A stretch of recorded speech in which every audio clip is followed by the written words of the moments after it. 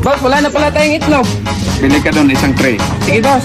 Boss, isauli ko yung pera, hindi man pinabayaran. Bakit tray lang binili mo? Sabi mo, isang tray. Dong, bili ka ng salon pass. Saan salon ko yan mabili, boss? Anak, kaya nga ayaw kita pabalikin eh. Punta mo yung mama mo, kauwi ka sa inyo. Sige, boss.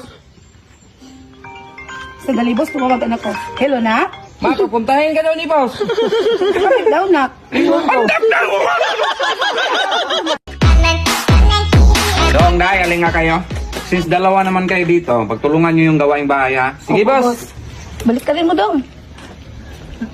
Yung dulo na naman. Ano naman kutsara, pinagtulungan nyo! Day, lutuan mo nga ako ng itlog. Dilaw, boss, o puti? Yung puti. Boiled to scrambled. Boiled. Hard or soft cook? Dami mo. Dong, lutuan mo nga ako scramble. With egg, boss. Na, tumas.